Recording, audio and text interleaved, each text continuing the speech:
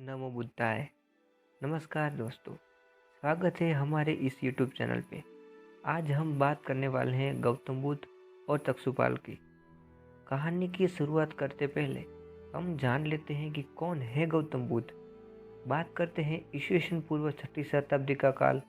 देश में चारों ओर हिंसा और अशांति का तांडव था।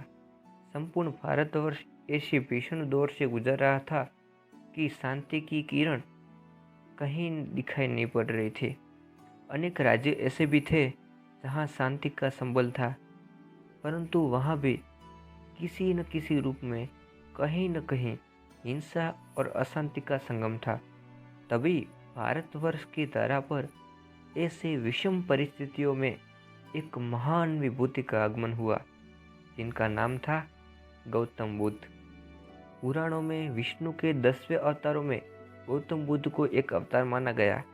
कालांत में हिंदुओं ने अपनी उपासना पद्धति में बुद्ध को देवता के रूप में मान्यता प्रदान की। हालांकि इनके जन्म के संबंध में इतिहासकारों के मत भिन्न है, फिर भी गहन अध्ययन एवं समीक्षा के आधार पर इनका जन्म 563 ईस्वी पूर्व को ही इनका जन्म माना गया। गौतम बुद्ध के पिता शूद्रोधन नेपाल की तराई में स्थित कपिलवस्तु के शाक्य गणराज्य के प्रधान थे। इनकी माता का नाम महामाया था, जो कोलीय गणराज्य की कन्या थी। गौतम बुद्ध बाल्यकाल से ही बड़े दयालु और सहज प्रवृत्ति के थे। गौतम बुद्ध ने देश विदेश में अपने भिक्षुओं के साथ घूम घूम कर बौद्ध धर्म का प्रचार किया। मानव जाति को अहंकार, हिंसा, परोपकार आदि के ज्ञान का बोध कराया। गौतम बुद्ध तथागत नाम से भी जाने गए। गौतम बुद्ध ने अपने सिद्धांतों के प्रचार प्रसार में जाति व्यवस्था का भी घोर विरोध किया। उन्होंने मानव मानव की समानता पर बल दिया। उन्होंने जन्म को न मानकर बुद्धि तथा चरित्र के आधार को छोटे बड़े होने का मापदंड दिया।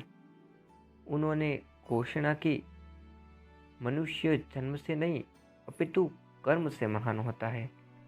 कहानी, एक बार भगवान बुद्ध जेतवर विहार में रह रहे थे। भिक्षु चक्षुपाल भगवान से मिलने के लिए आए। उन्होंने आगमन के साथ उनकी दिनचर्या, व्यवहार और गुणों की भी चर्चा हुई। भिक्षु चक्षुपाल अंधे थे। एक दिन विहार के कुछ भिक्षुओं ने कुछ मरे हुए कीड़ों को चक्षुपाल की कुटी के बाहर पाया। उन्होंने चक्षुपाल की निंदा करनी शुरू कर दी कि उन्होंने इन जीवित प्राणियों की हत्या की है। भगवान बुद्ध ने निंदा कर रहे उन भिक्षुओं को बुलाया और पूछा, क्या तुमने भिक्षु को कीड़े मारते हुए देखा है? भिक्षुओं ने जवाब दिया, नहीं। इस पर भगवान बुद्ध ने उन साधकों से कहा, जैसे तुमने इन कीड़ों को मारते हुए नहीं देखा, वैसे ही चक्षुपाल ने भी इन्हें मरते हुए नहीं देखा, और उन्होंने कीड़ों को जानबूझकर नहीं मारा है, इसलिए उनको कटुवचन कहना उचित नहीं है। इस कहानी से हमें ये सीख मिलती है कि आप कभी बिना सोचे समझे किसी को दोषी ना ठहराए। और भिक्षुओं ने इसके बाद पूछा कि चक्षुपाल अंधे क्यों हैं? उन्होंने इस जन्म में अथवा पिछले जन्म में क्या पाप किए? भगवान बुद्ध ने चक्षुपाल के बारे में कहा कि वे पूर्व जन्म में एक चिकित्सक थे। एक अंधी स्त्री ने उनसे वादा किया था कि यदि वे उसकी आंखें ठीक कर देंगे तो वह और उसका परिवार उनके दास बन जाएंगे। स्त्री की आंखें ठीक हो गई, पर उसने दासी बनने के भय से यह मानने से इनकार कर दिया। चिकित्सक को तो पता था कि उस स्त्री की आंखें ठीक हो गई हैं, वह झूठ बोल रही हैं।